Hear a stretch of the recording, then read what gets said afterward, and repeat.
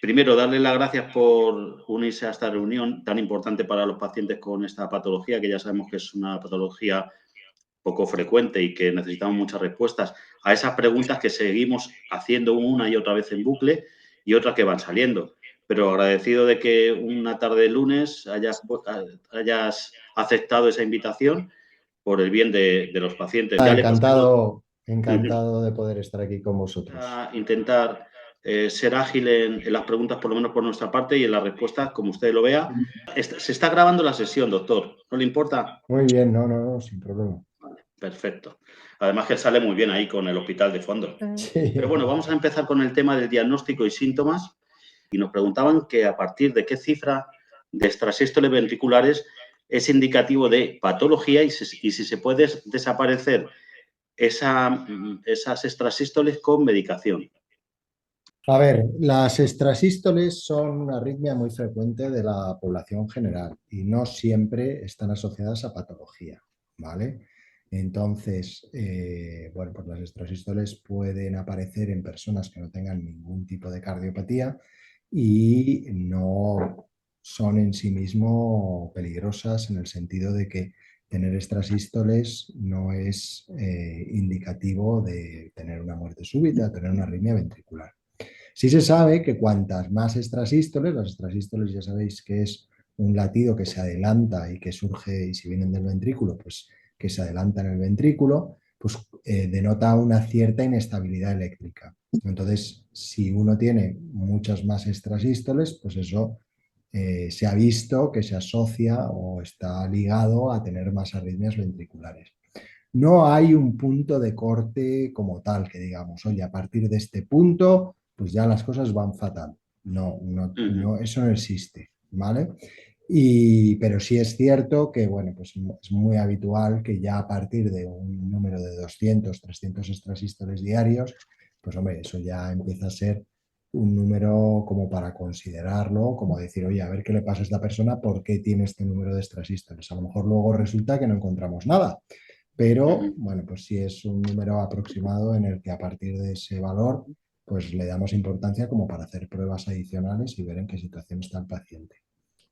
Dicho esto, la segunda parte de la pregunta, ¿existen medicaciones para disminuir el número de extrasístoles? Sí, existen medicaciones. Particularmente la que más se utiliza son fármacos betabloqueantes. Se sabe que la administración de betabloqueantes disminuye el número de extrasístoles. Lo que no está demostrado es que disminuir el número de extrasístoles tenga un impacto pronóstico. Es decir, ese tipo de fármacos, cuando se dan para disminuir las extrasístoles, es porque el paciente se queja mucho de esos vuelcos al corazón. ¿Vale? Vale, sí que puede ser a lo mejor más una sensaciones, ¿no? Del paciente, ¿no? Eso es. Más que peligrosas, entre comillas, dependiendo, ¿no?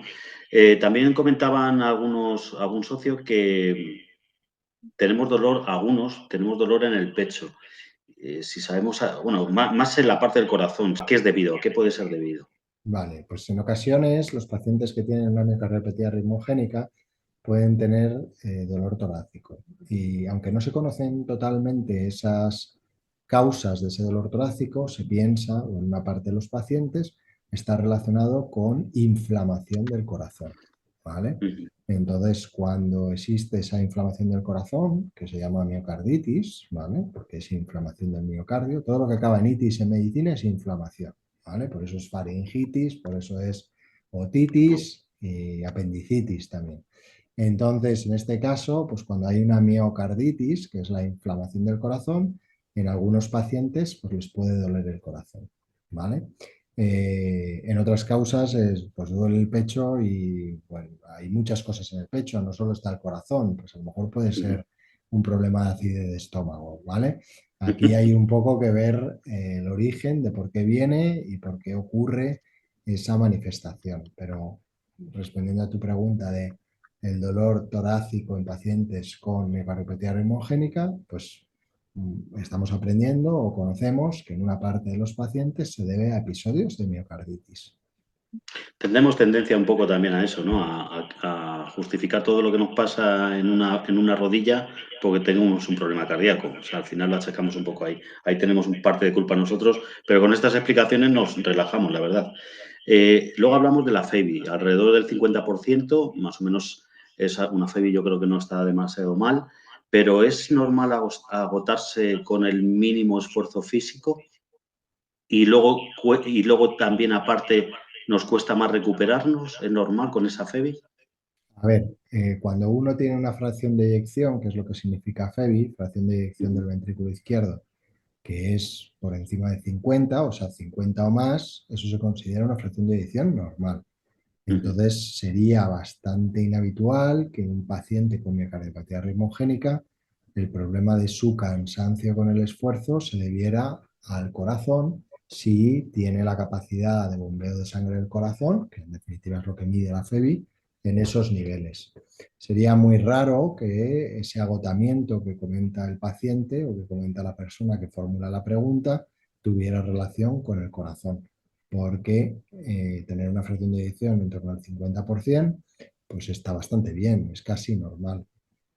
Entonces descartamos también que se puede considerar insuficiencia cardíaca con esa misma fracción, A o es ver, diferente. insuficiencia cardíaca es un síndrome que se describe cuando el corazón no es capaz de satisfacer las necesidades del organismo. Es decir, el corazón no es capaz de bombear suficiente sangre para hacer un esfuerzo o para llevar a cabo las actividades de la vida normal. ¿Vale? Y cuando ocurre eso, pues se retiene líquido y hay otras manifestaciones de la enfermedad. Eso puede ocurrir con una fracción de eyección normal o con una fracción de eyección baja. En la miocardiopatía ritmogénica, por esta enfermedad, ocurre cuando la fracción de eyección está baja. ¿Vale? Ujú. No es, en medicina no nos gusta decir nunca ni siempre, ¿vale? Pero no es esperable que alguien tenga un problema de bombeo de sangre del corazón por miocardiopatía ritmogénica cuando la fracción de eyección es del 50%. Podría ocurrir en otros tipos de enfermedades del corazón, pero no en la miocardiopatía ritmogénica. Ujú. ¿Qué criterios se siguen entonces para diagnosticar la insuficiencia cardíaca y qué pruebas se realizan? Pues a ver, el diagnóstico de insuficiencia cardíaca es un diagnóstico clínico, es un diagnóstico que se apoya en determinados parámetros, parámetros de anormalidades del corazón en una prueba de imagen y también en tener elevado un tipo de hormona que se llaman hormonas natriuréticas o péptidos natriuréticos. Y el más conocido es el NT-proBNP. Cuando tenemos un NT-proBNP elevado y alguna anomalía en el corazón, pues entonces es cuando podemos, acompañado de síntomas concordantes con insuficiencia cardíaca, es cuando podemos hacer el diagnóstico de insuficiencia cardíaca. Y con esa fracción de eyección de 50% que es más o menos normal, si la bajamos 15 puntos y vamos al 35%, sí que se notan ya más los efectos de cansancio, quizás Sí, insuficiencia claro, cardíaca. cuanto menos capacidad tenga el corazón de bombear sangre, pues más probable que los síntomas de cansancio tengan que ver con esa deficiencia del corazón. Y esa fracción de eyección que algunas veces nos quedamos sorprendidos los pacientes con miocardiopatía ritmogénica, que puesto que es una enfermedad degenerativa, ¿no? Que a lo mejor no va a ir, ¿no?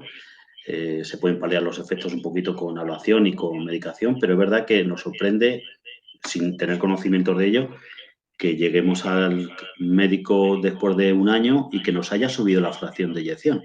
¿Eso a qué es debido? Bueno, pues eso se debe también a las medicaciones. Las medicaciones, Sí. en ese sentido, no es del todo correcto lo que estabas diciendo. Las medicaciones pueden hacer que el paciente mejore su capacidad de bombeo de sangre del corazón. Eso es uno de los efectos que tienen las medicaciones que ponemos a los pacientes que tienen esa debilidad en el bombeo de sangre. Y ya por último, en este bloque de temas, eh, el riesgo de sufrir una taquicardia, una arritmia, tiene que ver más con porque tengamos nuestros ventrículos, el izquierdo o el derecho dañado. ¿Hay alguna diferencia? Bueno, a ver, sí, hay diferencias. Tradicionalmente, el ventrículo derecho, cuando tiene bastante cicatriz o bastante fibrosis, pues puede dar lugar a arritmias que hacen que el corazón pueda pararse más habitualmente que el ventrículo izquierdo. El ventrículo izquierdo, aunque hay algunos subtipos de miocardiopatía del ventrículo izquierdo que son igual de agresivos en cuanto a las arritmias que el ventrículo derecho, normalmente cuando da problemas la mayoría de las veces es por dificultad de bombeo de sangre. Mientras que en el ventrículo derecho esa dificultad de bombeo pues es como más resistente, es que Ujú. necesita estar mucho más dañado para tener ese problema de bombeo. ¿Vale? En cambio, con daños menos avanzados, pues pueden aparecer las arritmias. Tenemos en la asociación, tenemos la suerte de que somos más de 100, con lo cual podemos hacer estadísticas y tenemos una estadística muy bajita de pacientes que no llevan DAI, pero muy bajita, estamos hablando de un 0,05%, por así decirlo, pero nos extraña que esos pacientes no lleven DAI, ¿no? Entonces, ¿qué criterios A se llevan a ver, cabo para poner un DAI? vuestra asociación es que se llama Asociación Española de Enfermos con Miocardiopatía Rimogénica o DAI. Sí. Con lo cual es normal que en vuestra asociación haya mucha gente con DAI, porque es una asociación de eso.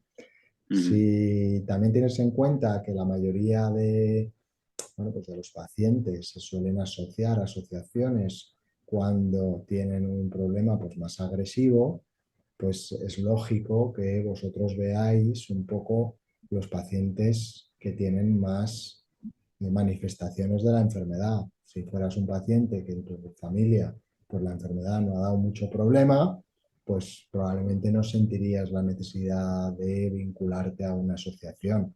Entonces, yo creo que el tipo de paciente que veis en la asociación es un poco un paciente pues más avanzado, que ha tenido más complicaciones por la enfermedad, que ha ujú, tenido pues más eventos en su familia y que eso le ha llevado a buscar pues preguntas, a buscar responder preguntas e intentar involucrarse en una asociación. Si la cosa ujú. no te pega, vamos a decirlo así, tan fuerte o no te toca de una manera tan directa, pues es mucho más probable que quizás pues no entres en contacto con las asociaciones. Los médicos, cuando vemos a los pacientes con miocardiopatía ritmogénica o con miocardiopatía en general, pues una de las cosas que hacemos es estimar qué probabilidades tiene ese paciente de tener problemas de muerte súbita.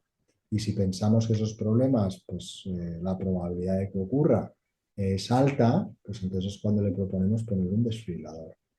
En la miocardiopatía ritmogénica, pues depende si es de tipo derecho o de tipo izquierdo, pues utilizamos diferentes parámetros para decidir si recomendamos poner un desfibrilador o no. En los de tipo izquierdo, pues juega un papel bastante importante a día de hoy la capacidad de bombeo del corazón, porque, bueno, pues los desfibriladores estos a los que aludías, pues se han estudiado sobre todo en pacientes que tienen una fracción de eyección baja. Además, en los últimos años se ha visto que el hecho de tener algunas alteraciones genéticas concretas se asocia o está vinculado a tener más arritmias. Pues es un parámetro muy importante que utilizamos a día de hoy para decidir a qué pacientes les recomendamos ponerse un desfibrilador. Otro parámetro que tenemos en cuenta es la carga de arritmias que el paciente pueda tener, por ejemplo, en un holter. Si nosotros le hacemos un holter a un paciente y en ese holter tiene muchas arritmias, aunque sean cortas, pues hombre, ese paciente tiene más papeletas de tener en un momento determinado una arritmia larga que haga que no llegue sangre al corazón, perdón, al cerebro y que el paciente pierda el conocimiento y tenga una muerte súbita. Pues todos esos son parámetros que tenemos en cuenta a la hora de decidir si el paciente recomendamos que se ponga un desfibrilador o no.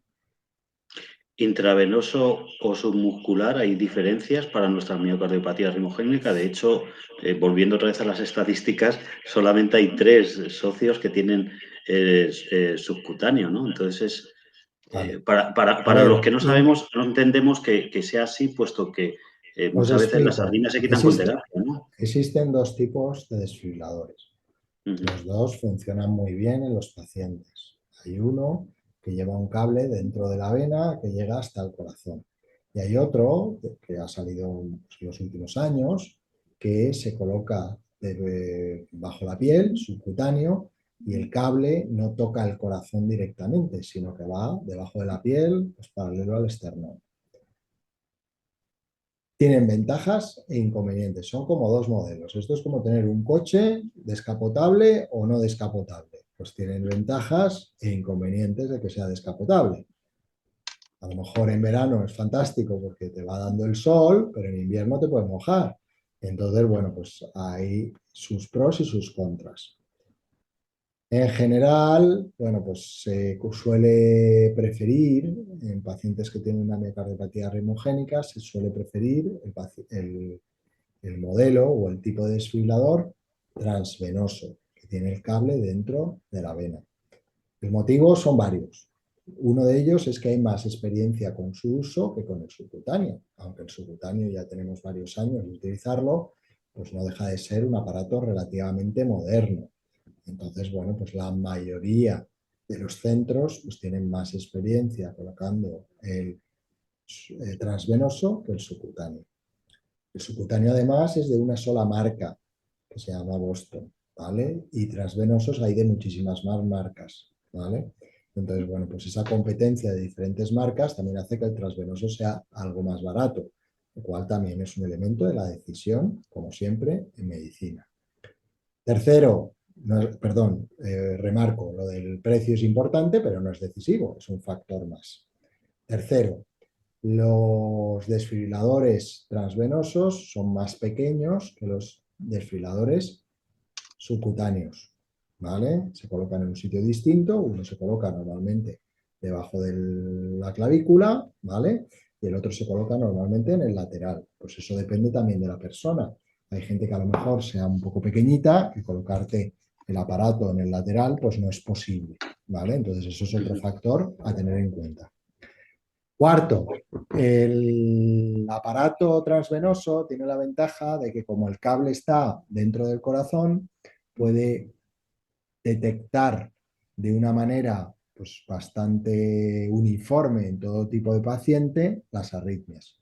Mientras que el subcutáneo, pues cuando se va a colocar el aparato, antes hay que hacer un test para ver si el cable o la antena, que es como se llama, que no está pegado al corazón, sino que está un poco separada, capta la señal cardíaca de una manera perfecta.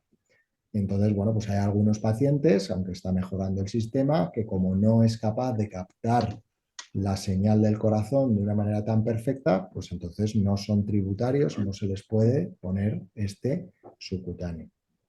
Más cosas. Ventajas del subcutáneo. Pues el subcutáneo tiene algunas ventajas porque al no tener el cable incluido dentro del organismo, dentro de un vaso, pues se sabe que da menos complicaciones en relación a infecciones, por ejemplo, porque bueno, pues los endovenosos pues en ocasiones se pueden infectar, entonces si se infectan pues es un procedimiento un poco bueno, pues complicado que consiste en sacar el cable que a lo mejor lleva bastantes años y ya se ha pegado bastante. Entonces, bueno, pues eso, si tienes un subcutáneo, pues eso no hace falta. Desventaja del subcutáneo, pues que en ocasiones no puede, bueno, que el subcutáneo no puede utilizarse como marcapasos, mientras que el desfibrilador endovenoso, el que va por dentro de la vena, pues sí puede actuar de marcapasos.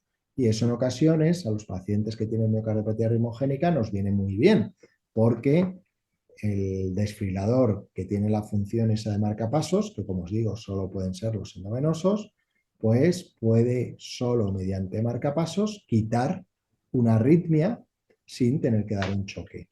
Mientras que el subcutáneo, como no tiene la función de marcapasos, para quitar una arritmia siempre que tiene que dar un choque eléctrico.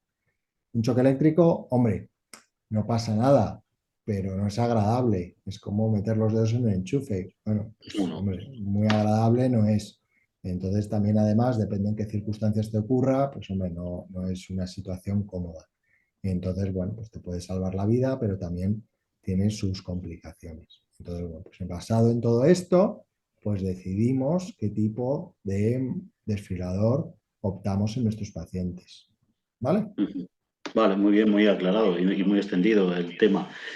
Pues vamos a pasar a tratamientos y lo va a hacer Neus, Pablo Simón, que es de Barcelona, es paciente de DAP. Y Neus, ¿me has escuchado? Sí, sí, sí. Pues, pues Hola. tienes la palabra, por favor. Bueno, pues, ¿me escucháis? Buenas tardes. Hola, Neus. Gracias por el tiempo, aunque ya te lo ha transmitido David, pero remarcarlo otra vez. Parte de la pregunta que tenía que hacer ya está contestada, porque has explicado, quería preguntarte por los criterios de colocar un desfibrilador, lo has explicado ya estupendamente. Entonces, solo me queda la parte de la medicación. La medicación, bueno, los que ya llevamos mucho tiempo con esto, en ese momento el protocolo era betaprocreante, etalol, amiodarona, ese era cuando me diagnosticaron a mí. Entonces ahora parece que está la flecainida. No, bueno, me sorprendió el tema porque es un antiarrítmico de otro tipo que el sotalol y amiodarona. Entonces, pues queríamos varios, que somos más, que nos explicaras un poco entre sotalol y flecainida, cuando se decide por una cosa o por la otra, qué ventajas tiene, qué resultados dan. Sí que el sotalol tiene, ya acabo ya, te dejo, que tiene efectos secundarios, lo comentaron, lo del alargamiento del QT, pero por otra parte, bueno, hace tiempo que estamos con eso. Y entonces, y sobre todo una cosa, si no funciona flecainida, se vuelve al sotalol, todo este tema. Es lo que un Bueno, a poco. ver, estás describiendo varios tipos de antiarrítmicos, ¿vale? Sí, Entonces, en los pacientes que tienen esta enfermedad y que tienen arritmias que ha provocado descargas del desfibrilador, pues para intentar evitar que no aparezcan esas arritmias y el desfibrilador no dé una descarga, pues se pueden poner antiarrítmicos. Los antiarrítmicos son medicaciones que disminuyen el número de arritmias, ¿vale?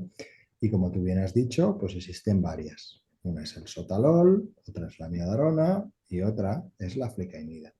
Aunque la flecainida es un antiarrítmico que ha estado disponible desde hace muchísimos años, más de 25 años, es un antiarrítmico que en general se había usado muy poco en pacientes con miocardiopatías, ¿vale? Entonces, fundamentalmente en los pacientes con miocardiopatías se optaba como antiarrítmico por el trangorés y a veces el sotalol.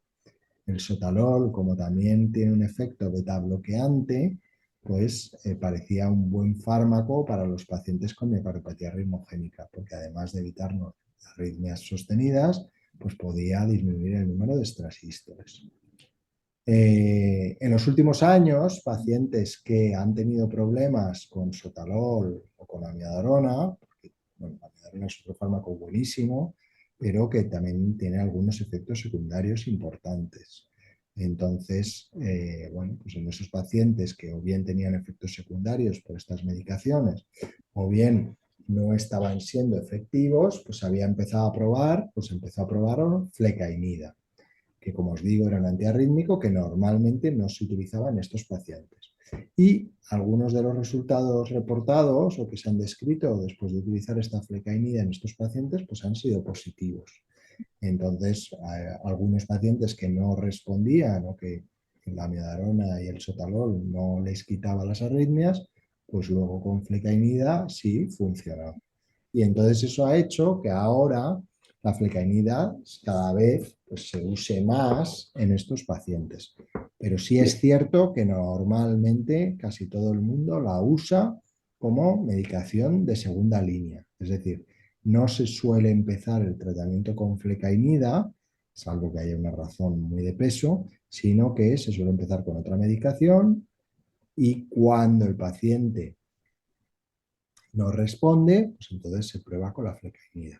Si con la flecainida tampoco respondiese, pues otra alternativa que tendríamos sería una ablación.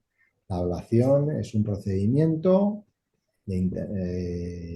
invasivo en el que se hace al paciente un cateterismo y con catéteres los cardiólogos llegamos a su corazón, localizamos la zona por donde se está generando la arritmia, y intentamos quemar esa zona del corazón para que la arritmia ya no pueda volver a originarse ahí, ¿vale?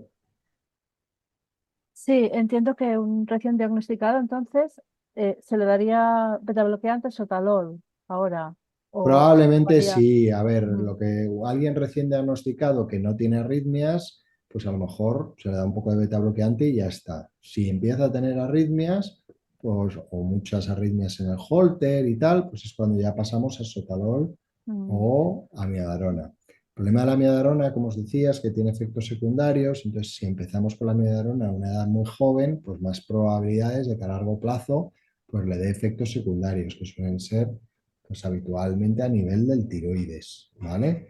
Entonces, bueno, pues eso es más frecuente, pero también puede tener efectos secundarios a nivel pulmonar o a nivel de la piel, ¿vale?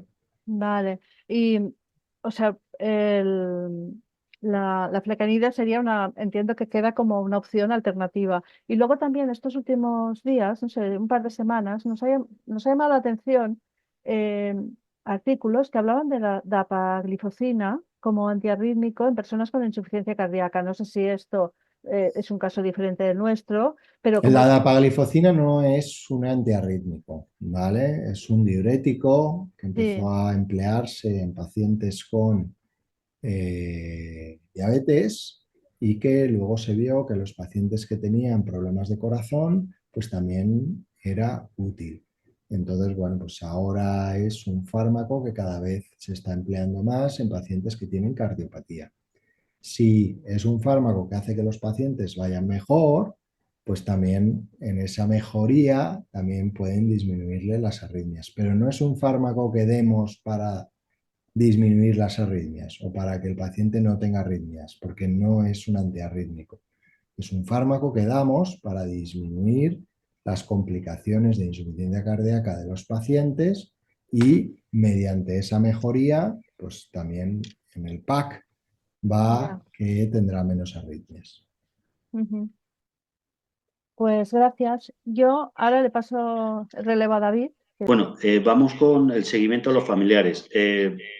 Muchos de nosotros no tenemos una causa genética todavía concluyente y queríamos saber cuál es el protocolo a seguir en familia, en nuestros hijos, sobre todo en nuestros hijos, ese seguimiento, porque el padre o la madre tiene la enfermedad no diagnosticada de momento genéticamente, y si es conveniente o no, una vez que he pasado una cierta edad y después de haberle hecho pruebas, las que conocemos, todas las que conocemos, y al salir todo bien, se le llegue a dar incluso el alta a ese familiar, vamos a suponer con 20 años, por ejemplo, no sé, por así decirlo, ¿no? Te he entendido. A Sí, ver, vale, perfecto. te cuento. Vale, pues efectivamente, los pacientes que tienen miocardiopatía ritmogénica, pues a la hora de ver a la familia, pues hacemos primero un estudio genético. Si el estudio genético encuentra la causa de la enfermedad, pues eso nos permite luego ir a sus familiares y ver qué familiares lo han heredado y cuáles no. Aquellos que no lo hayan heredado, pues ya les damos el alta, porque si no tienen la alteración genética que ha causado la enfermedad en su familiar, pues ni ellos ni sus descendientes van a tenerlo, ¿vale?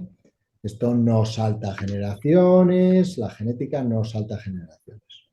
Otra cosa es que tener la alteración genética no significa desarrollar la enfermedad 100%.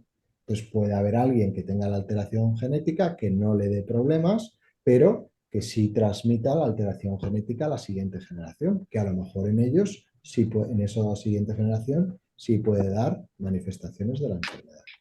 ¿Vale? Entonces, todos los portadores genéticos en una familia con miocardiopatía ritmogénica han de ser seguidos periódicamente. Y los no portadores genéticos de esa familia, pues se les da el alta y ya está, como cualquier otra persona de la población general. Ahora, tú preguntas específicamente por las familias en las que el caso de miocardiopatía ritmogénica se ha hecho un estudio genético y no ha aparecido la causa de la enfermedad. Pero, Como perdona, algún caso en el que hay historia de muerte familiar, o sea, de muertes familiares. sí, en este caso Sí, sería se lógico incluye, darle alta. se incluye incluso eso, ¿no? Sí, que hay, no, no se sabe la genética, pero hay historia familiar de funciones.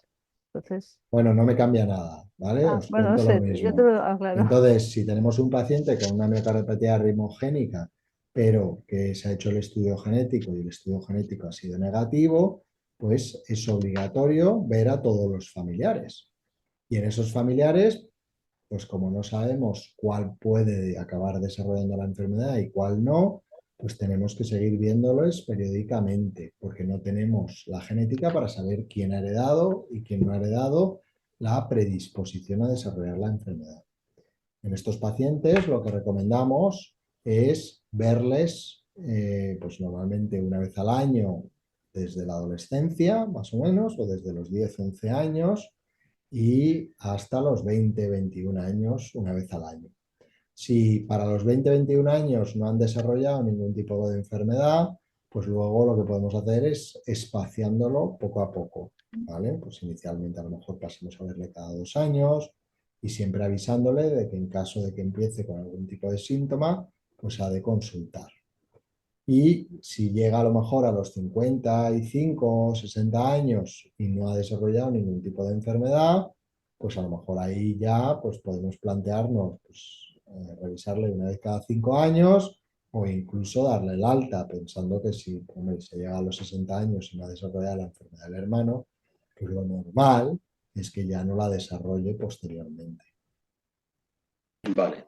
Bueno, has contestado a las dos preguntas porque la siguiente iba a ser qué seguimientos hacías a pacientes con una genética así concluyente, ¿no? Y ya has contestado al principio, con lo cual no vamos a Yo creo que es meternos ahí. mejor porque así se conoce todo y entonces así hemos Sí, visto los perfecto. dos escenarios. Perfecto. Ahora vamos a hablar de otro tema que nos preocupa. Hablando de esos porcentajes, somos muchos en la asociación donde siempre hemos tenido en nuestra vida la práctica deportiva. Y de repente, bueno, pues eso cambia bastante. Qué curioso que a un cardiópata se le diga, no, tienes que hacer ejercicio físico para que tu corazón esté fuerte y tú también, pero para nosotros hay tipos de deporte que no se pueden desarrollar. ¿Cómo saber qué deporte es el que nos puede mantener en forma sin que llegue a hacer que progrese la enfermedad o el deporte o la intensidad? Bueno, pues eso efectivamente es muy complicado desde el punto de vista de que todo lo que a veces os decimos a los pacientes que habéis sido muy deportistas, pues os parece poco.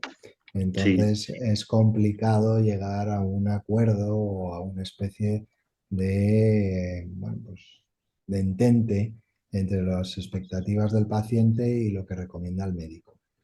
Nosotros normalmente en un paciente que, claro, esto pues varía mucho si estamos ante un paciente que ya ha tenido una muerte súbita o que tiene un grado de disfunción ventricular que tiene muchas arritmias. Bueno, pues esto cambia un poco, pero así a grosso modo, pues normalmente a los pacientes pues les decimos que pueden desarrollar una vida activa del día a día y que, bueno, pues el tipo de deporte que queremos que realice pues que sea un deporte con baja carga aeróbica, es decir, que no sea un deporte de resistencia, que no implique subir las pulsaciones muy altas, ¿vale? Todo eso, pues no queremos que ocurra cuando el paciente ya tiene una miocardiopatía ritmogénica clara, ¿vale?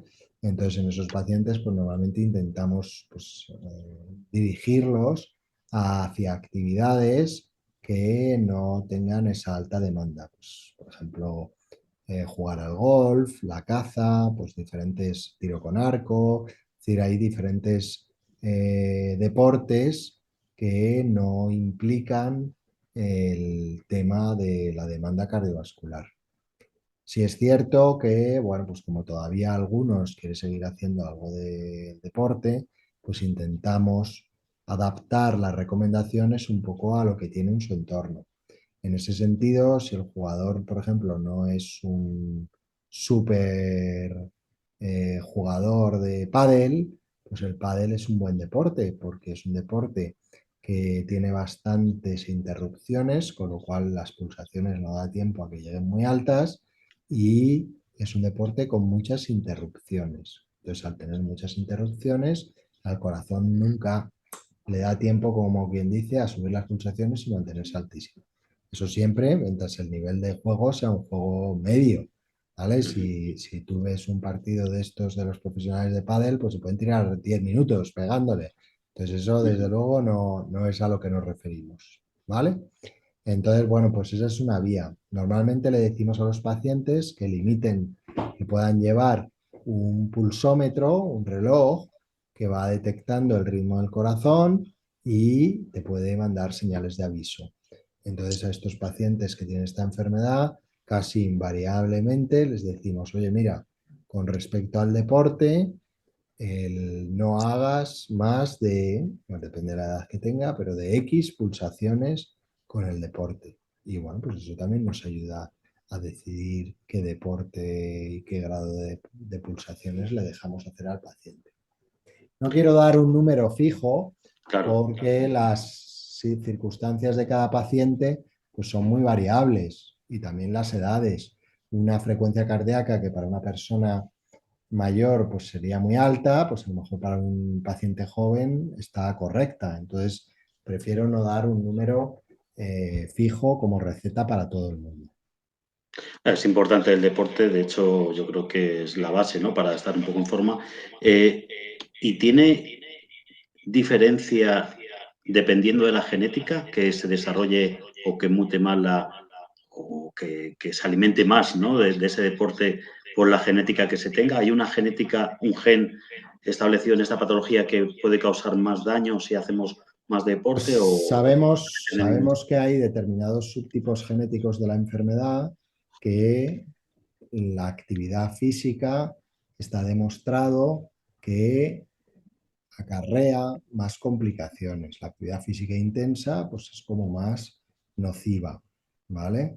Entonces hay determinados subtipos genéticos como TMEN43 o como la desmoplaquina, o en general toda la lamina o todas las desmosomales, que sabemos que el deporte en general pues es más, favorece más la progresión de la enfermedad. Pues en esos pacientes pues somos especialmente estrictos con respecto al deporte. Mientras que quizás hay otras formas de miocardiopatía reumogénica en la que todavía eso no está tan establecido. por ejemplo, el andar es sano, sanísimo, El andar a es un ritmo normal? sanísimo y es muy difícil que al andar una persona llegue a unas pulsaciones muy elevadas. Entonces, por ejemplo, andar nosotros lo recomendamos siempre y consideramos que es una actividad que puede hacer cualquier persona y que es muy beneficiosa para mantener la forma física. Y si hablamos de que en nuestro reloj pulsómetro pone más de 30.000 pasos que llevas dado ese día, Pues muy bien, pues eso es excelente, porque eso implica que la persona ha estado muy activa. Claro, si esos pasos se han dado a ritmo normal, pues está muy bien. Otra cosa es que esos pasos se hubieran dado corriendo o en una actividad muy intensa, pues eso ya no sería tan correcto. y aparte de la enfermedad, si hablamos enfermedad y de ahí también en el tema de nadar, es contraproducente y tema de bucear, Pues a cosas. ver, eh, nadar también es un deporte de resistencia, es un poco como la carrera. Entonces, en ese sentido, pues probablemente no es el mejor deporte para estos pacientes en general, ¿vale? Otra cosa es, ¿puedo ir a nadar a la playa o puedo ir a nadar a la piscina en plan tranquilamente porque estoy a nivel recreacional? Pues ahí me parece que no hay ningún problema.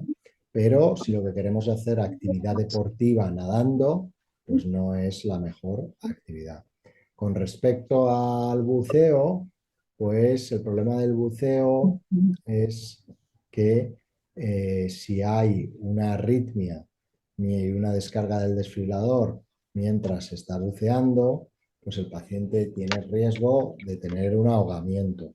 Entonces, bueno, pues no es una actividad que nosotros recomendemos a pacientes con miocardiopatía reumogénica en general cuando llevan un desfibrilador y particularmente cuando tienen riesgo de arritmias pues, que no son inocuas, ¿vale? Entre otras cosas porque, claro, pueden poner en riesgo también a los acompañantes que estén buceando, porque si la persona tiene una pérdida de conocimiento, pues probablemente los acompañantes van a intentar llevarle a la superficie lo antes posible para que no se ahogue y en ese momento pues también pueden tener ellos complicaciones derivadas de estar bajo el mar.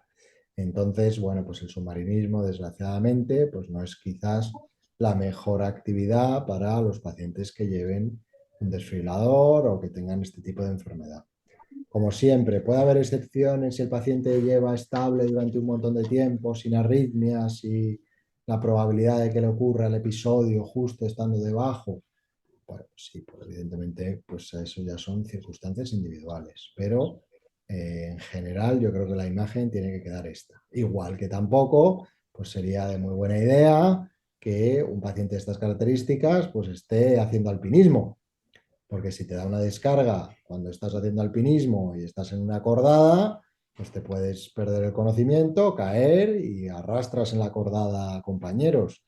Entonces, bueno, pues eso es un poco lo mismo. Hay determinadas actividades que desgraciadamente cuando tienes este tipo de enfermedad, pues no puedes hacer. Sí, porque tienes riesgo incluso a terceros y tienes que, pues eso, alertar a los servicios de emergencia que, bueno, que no están para ti, están para circunstancias, ¿no? Neu, si quieres, sigue tú con esos cuidados y salud. Vale. A ver, tenemos varios temas en este apartado. Cada uno ha ido preguntando qué suplementos o qué cosas le parece que le pueden ir bien. Pero bueno, en general yo, para empezar, te quería preguntar por el tema del magnesio. O sea, el magnesio está bastante documentado, perdona, que hay déficit en la población, en los enfermos cardíacos con los diuréticos, el omeprazol, todas las medicaciones puede ser mayor el déficit. Yo personalmente lo tomo desde hace muchos años, pero cuando, por ejemplo, tú acudes a urgencias con una descarga, te lo analizan el magnesio, pero, por ejemplo, no hay un análisis rutinario. ¿Tú crees como cardiólogo que se podría controlar los niveles de magnesio para asegurar que eso no fuera uno de los problemas, que en personas que ya tenemos un... Me ha perdido... Bueno, pues nosotros, como tú bien dices, pues es un parámetro que evaluamos en pacientes que tienen descargas del desfibrilador por arritmias. No es una no es una determinación que se haga habitualmente en pacientes que no tienen calambres, que no tienen arritmias, como os he dicho, porque no es un parámetro que habitualmente controlemos. Entonces, bueno, pues ahora mismo esa es la situación.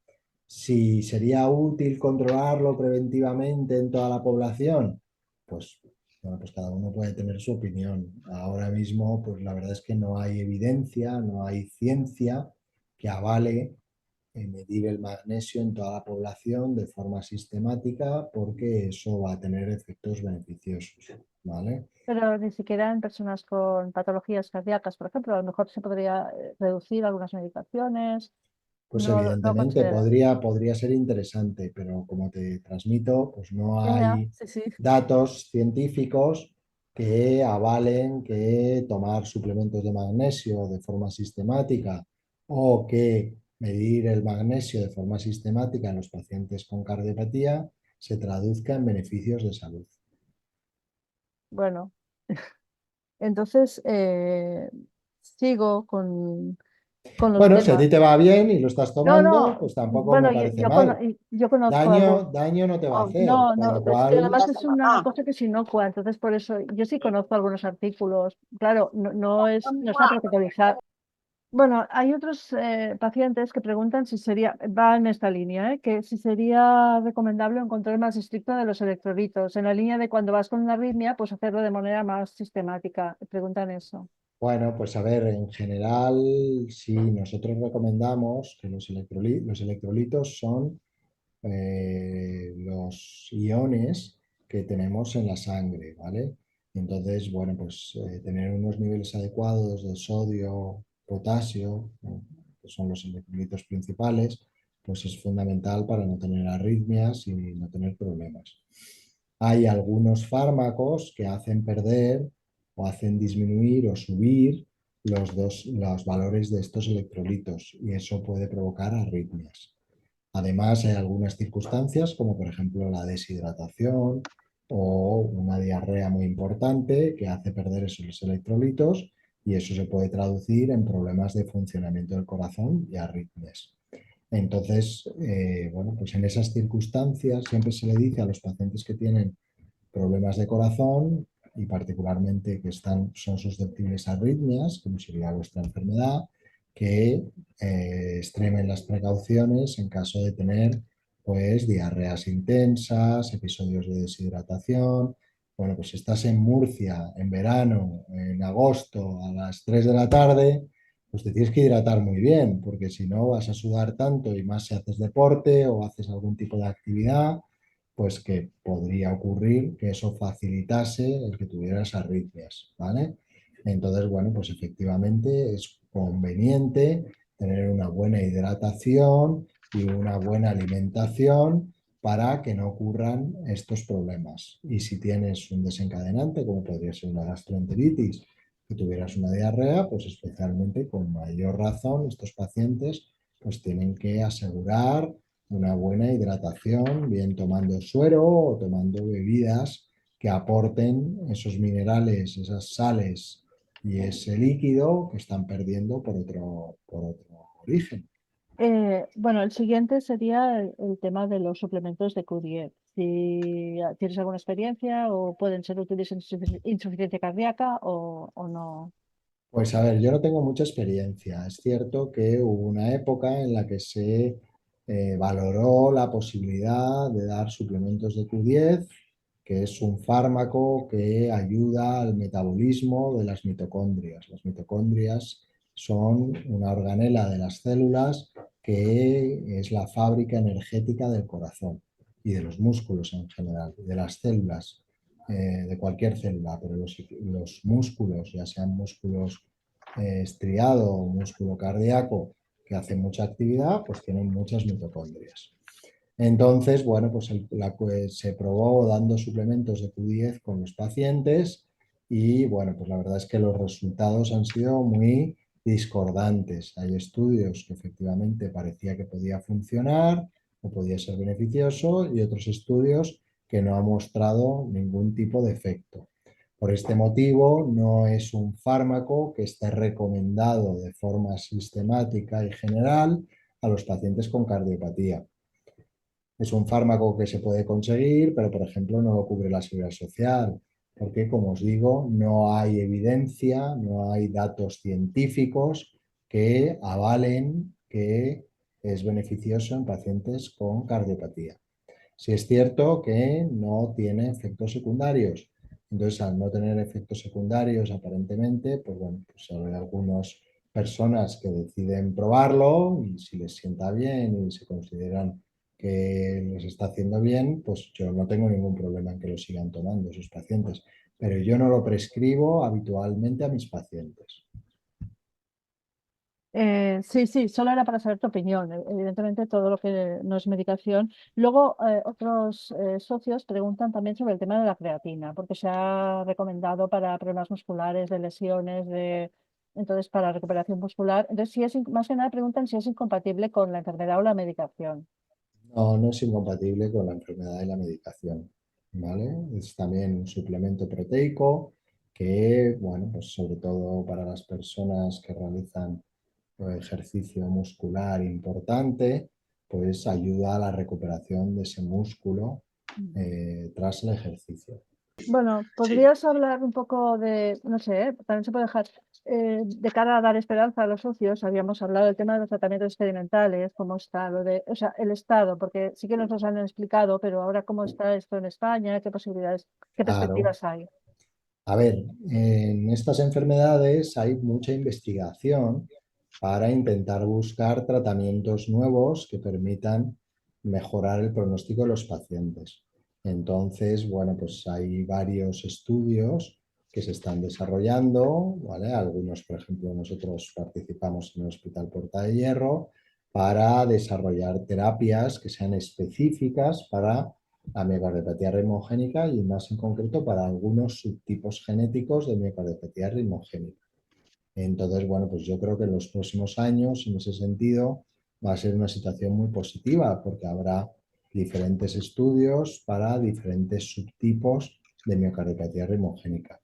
En ese sentido, yo siempre animo a los pacientes a poder participar en este tipo de ensayos clínicos, que es como se llaman este tipo de experimentos, porque es la manera de conseguir que las medicaciones avancen. Si uno puede estar tomando alguna medicación en la actualidad es gracias a que otros pacientes aceptaron participar en ensayos clínicos para que esa medicación pudiera acabar llegando a las farmacias y a otros pacientes. Y normalmente, bueno, pues en esos ensayos clínicos, pues los pacientes están muy vigilados y siguen unos controles muy rigurosos para que los médicos podamos ver cómo les está influyendo el tomar esa medicación nueva. Como nos queda nada más que un par de minutos, porque a las 7 se tiene que marchar, en primer lugar, agradecerle de verdad de corazón. ¿Se acuerda esa frase que dije yo de ese 20% que no nos enterábamos los pacientes? Hoy nos hemos enterado más porque yo creo que la información cuando se da así es más beneficiosa y nosotros ponemos más oído porque ha sido claro y conciso. Le quería agradecer también esa entrevista que le vimos hacer donde hablaba del tratamiento personalizado a pacientes cardíacos en general, ¿no? Nos gusta esa idea, puesto que no todos los pacientes tomamos la misma medicación y no todos los pacientes tenemos las mismas demandas, ¿no? Como estábamos hablando antes del deporte y demás. Yo agradecerle esa parte y que, bueno, para que lo sepan los demás afectados y socios, en qué consiste esa medicina cada vez más personalizada y ese tratamiento más personalizado. Bueno, pues este es un movimiento en la medicina moderna que se está instaurando y que busca que los tratamientos se puedan individualizar en base a las características de los pacientes. Entonces, bueno, pues hasta ahora en muchas ramas de la medicina el tratamiento no ha distinguido de las características genéticas o individuales de cada sujeto. Entonces, bueno, pues igual que en la oncología, pues ha habido muchos avances para dar la quimioterapia más efectiva para cada tipo de tumor, pues dentro de la cardiología, pues en los últimos años se está también siguiendo o emergiendo una forma de desarrollo de medicaciones para diferentes tipos de problemas cardiológicos basado en las características de los pacientes, las características que sobre todo son características genéticas. Y eso nos está llevando a identificar mejor subtipos de formas de cardiopatías que pueden responder de forma específica a unos tratamientos y no a otros, que a lo mejor son válidos para el paciente de al lado, entonces que tenga otro subtipo genético. Entonces eso es lo que se llama medicina personalizada o medicina individualizada. Y bueno, pues cada año que pasa, como quien dice, pues va avanzando en ese ámbito y esperemos que en unos años, pues en función de las características de cada sujeto, pues se le puedan poner un tratamiento u otro. Quería daros las gracias a todos los que os habéis conectado para esta reunión. Agradecidísimo. Os pido disculpas porque sí que habíamos señalado un poco las preguntas que le íbamos a hacer para no extendernos demasiado. Agradecidísimo de todas formas, de verdad, por su amabilidad y por su predisposición. Y de nuevo, muchas gracias al doctor Pablo García Pavía, que es jefe de cardiopatía familiar del Hospital Puerta de Hierro de Madrid. Todo un lujo y súper agradecidos de verdad, enormemente, y nos emplazamos quizás para otra dentro de un tiempo, si puede ser. Fenomenal, muy bien, pues yo encantado. Muy Vale. bien. Gracias a todos. Gracias a todos. Un Adiós. saludo. Saludos.